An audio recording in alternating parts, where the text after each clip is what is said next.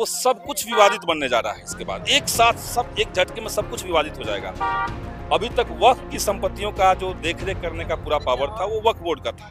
उन सब चीजों का अधिकार वक्फ से छीन करके एक कमेटी बनाई जाएगी जिसमें गैर मुसलमान भी रहेंगे और जाहिर सी बात है गैर मुसलमान के नाम पे भाजपा बजरंग दल के लोगों को रखेगा उसमें।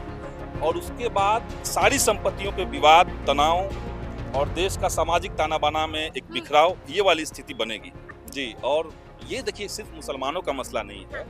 अगर देश का संविधान खतरे में जा रहा है क्योंकि संविधान वक्फ को ये राइट देता है कि आप अपनी संपत्ति की देखरेख कर सकते हैं, आप उसे वो छीन रहे हैं तो आप संविधान पे चोट कर रहे हैं। अगर किसी मुख्यमंत्री का काम, उनका स्टेटमेंट, उनके आदेश अगर धीरे धीरे लागू होंगे, साल भर में लागू होंगे, तो आप समझिए मुख्यमंत्री की स्थिति क्या है। नमस्कार, हमारा नाम है समरीन और आपने देखना शुरू कर दिया है लाइव सिटीज।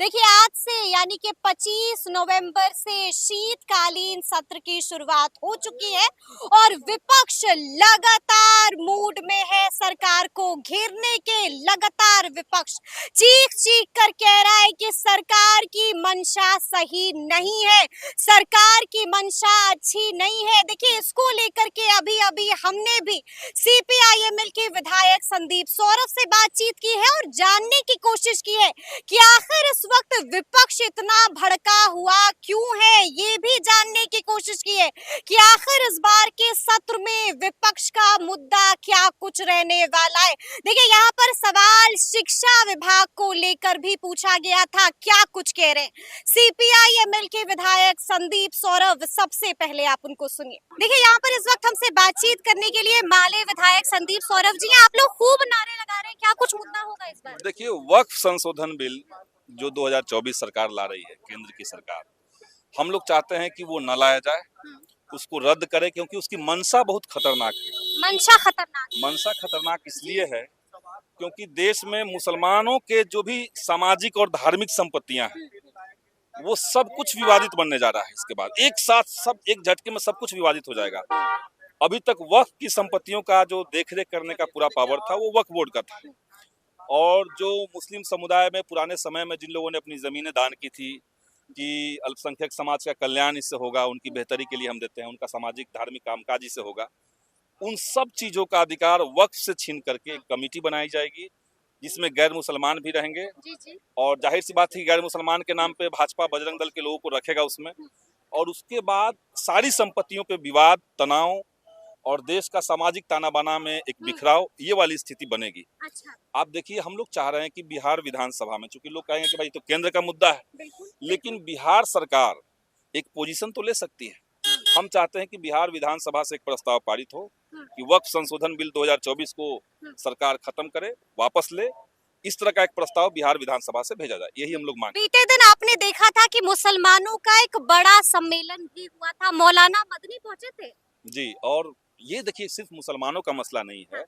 अगर देश का संविधान खतरे में जा रहा है क्योंकि संविधान वक्फ को ये राइट देता है कि आप अपनी संपत्ति की देखरेख कर सकते हैं, आप उसे वो छीन रहे हैं तो आप संविधान पे चोट कर रहे हैं। और देश की एक बड़ी आबादी 18% मुसलमानों की आबादी है, आप उसको सीधे सीधे ये दिखा रहे हैं कि एक केंद्र की सरकार है जो तुम्हारा विनाश चाहती है, तुम्हारे ऊपर संकट पैदा करना चाहती है, तुम्हारे सामाजिक विनाश चाहती है, संकट पैदा करना चाहती है, कर ही रही है जी। वक्फ बोर्ड का उसमें जो संशोधन का जो सरकार ने बिल लाया है उसका डिटेल आप पढ़ेंगे तो आप समझ जाएंगे कि मंशा सरकार की क्या है। नीतीश जी के साथ संदीप जी आप कह रहे हैं कि सरकार की मंशा साफ नहीं है, लेकिन नतीजे तो देखे ना आपने कि मुसलमानों ने भी बढ़ चढ़कर नीतीश कुमार को वोट दिया है। अब वही मुसलमान बेलागंज उठाइए, तरारी उठाइए, वोट को राजनीति छोड़ दीजिए, वोट कैसे मिलता है उसको छोड़ दीजिए। हाँ। लेकिन क्या इस देश के मुसलमान चाहते हैं कि वक्फ संशोधन बिल जो है वो पास हो जाए? जी। आप पता करके बताइए। आप मुस्लिम समाज के इलाके में जाइए, जिनको इस बात की इत्तला है, जो जानते हैं कि क्या चल रहा है देश में, उनसे पता कीजिए। कोई नहीं चाहता है, कोई नहीं चाहता है। सिर्फ केंद्र की मोदी सरकार अपना भगवा एजेंडा पर चलते हुए ये हिंदू राष्ट्र बनाने की तरफ एक कदम उनका है। अच्छा, ललन सिंह को लेकर भी खूब नारा लगाया जा रहा था, साफ साफ चीख चीख कर आप लोग कह रहे थे कि ललन सिंह को जेडीयू से हटाओ। ललन सिंह हमारे लिए इम्पोर्टेंट क्यों है? हाँ। ललन बीते दिन एक बड़ा बयान दिया ललन है। सिंह जी जो हैं वो जेडीयू के भीतर हम्म, आज के समय में बीजेपी का स्लीपर सेल बीजेपी का स्लीपर सेल है है? ललन सिंह है जी। और संसद में जब नीतीश जी महागठबंधन के साथ थे तब उनका भाषण सुनिए, हम्म, तब वो केंद्र पे किस तरह के आरोप लगा रहे थे, मोदी जी और अमित शाह पे किस तरह के आरोप लगा रहे थे। जी जी जी। आज उन्हीं के गोद में जाकर के बैठे हुए हैं हाँ। और उनके इशारे पर बिहार में बयानबाजी कर रहे हैं कि मुसलमान को ये कर देंगे, मुसलमान हमको वोट नहीं देता है। ये कोई कहने की बात है? कोई राजनीतिक व्यक्ति जी। क्या ये बात कहेगा कि पूरा एक कौम ही हमें वोट नहीं दिया? अच्छा कोई नहीं कह सकता है, लेकिन ललन जी कह रहे हैं कि अच्छा, उनके लेकिन भाजपा लेकिन में लेकिन एक बात बताइए संदीप जी, 23 तारीख के नतीजे देखकर आप भी चौंक गए होंगे। नतीजे इम्पोर्टेंट नहीं है। चारों खाने चित हो गए हैं आप कौन लोग। कह रहा है? खाता नहीं, अरे नतीजे आ अरे गए हैं। खाता कहाँ खुलने का बात है, 4 गो हैं? सीट है और ऐसे भी जी जो उपचुनाव होते हैं हाँ। वो सरकार के चुनाव होते हैं। माले का झंडा तरारी में नहीं लहराया संदीप जी। लहराएगा, कौन सा समय चला गया, 6 महीना बाद फिर चुनाव है, लहराएगा झंडा। लहराएगा झंडा। अच्छा एक बात बताइए, देखिए शिक्षा का मुद्दा भी क्या अंदर में उठाया जाएगा? देखिए, आज तो फॉर्मेलिटी वाला हाँ, हाँ। सदन है, 2 लोग मन 4 लोग जो जीते हैं वो सब शपथ लेंगे। कल हम लोग वक्फ बोर्ड के खिलाफ मुद्दा उठाएंगे और जिस दिन शिक्षा वाला रहेगा उस दिन हम लोग शिक्षा से शिक्षा मंत्री की अब तो तारीफ कीजिएगा ना, शिक्षा मंत्री ने बड़ा ऐलान कर दिया है, स्थानांतरण नीति को तत्काल प्रभाव से स्थगित कर दिया। हम स्थगित नहीं चाहते हैं, हम चाहते हैं कि सही तरीके से स्थानांतरण हो, अच्छा ऐच्छिक स्थानांतरण हो। तो उसके लिए भी नई गाइडलाइन जारी हो अब गई हो है, नहीं, तो अब तो तारीफ कर दीजिए, अब तो कह दीजिए कि वाह शिक्षा मंत्री क्या ना, काम कर ये रहे सब हैं। आप लोग कहिए, मीडिया का ये सब काम जी। है, हम लोग सच बोलते हैं, हाँ, हम हाँ। लोग तारीफ करने, झूठा तारीफ में हम लोग यकीन नहीं रखते। मुख्यमंत्री ने भी नियोजित शिक्षकों के लिए बड़ा ऐलान कर दिया, साफ कहा आप जहाँ हैं वहीं 2020 में ये ऐलान हुआ, जी। आज 24 चल रहा है, 4 साल में ऐलान ही ऐलान हो रहा है, हम्म, काम नहीं हो रहा है। मुख्यमंत्री की मंशा पर सवाल उठा रहे हैं, मुख्यमंत्री का कुछ चल कहाँ वहाँ रहा है? टीचर वाह वाह करते हुए थक मुख्यमंत्री नहीं रहे हैं। मुख्यमंत्री दयनीय स्थिति में पहुंचे हुए हैं, उनका कुछ चल कहाँ रहा है? मुख्यमंत्री जी। ने इसी सदन में कहा कि स्कूल जो है वो 10 से 4 चलेगा। कहाँ 10 से 4 चल रहा है, पता किए हैं आप? नहीं अब तो स्कूल टाइमिंग फिर से बदल गई नहीं, है। 10 से 4 हुआ।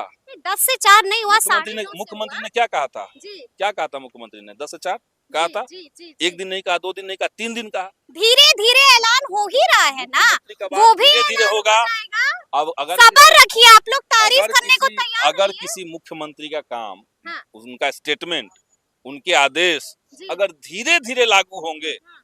साल भर में लागू होंगे, तो आप समझिए मुख्यमंत्री की स्थिति क्या है। तो सुना आपने क्या कुछ कहा है विधायक संदीप सौरभ ने, बड़ी बात कह दी है, बता दिया है कि आखिर इस बार क्या कुछ मुद्दा रहने वाला है और आपने ये भी देखा है कि शिक्षा मंत्री से क्या कुछ कहा है संदीप सौरभ ने। देखिए यहाँ पर जिक्र उपचुनाव के नतीजों का भी हुआ था, हमने उनसे पूछा था कि अब विपक्ष क्या करेगा, क्योंकि आपने देखा था कि इस बार महागठबंधन का खाता भी नहीं खुला था। देखिए इसको लेकर क्या कुछ कहा है माले विधायक संदीप सौरभ ने, वो भी आपने सुना है। तो फिर ये पूरी बातचीत आपको कैसी लगी है कमेंट करके हमें जरूर बताइएगा। तो ऐसे तमाम अपडेट्स के लिए बिल्कुल ऐसे ही हमारे साथ बने रहिएगा और देखते रहिएगा लाइव सिटीज। बहुत शुक्रिया।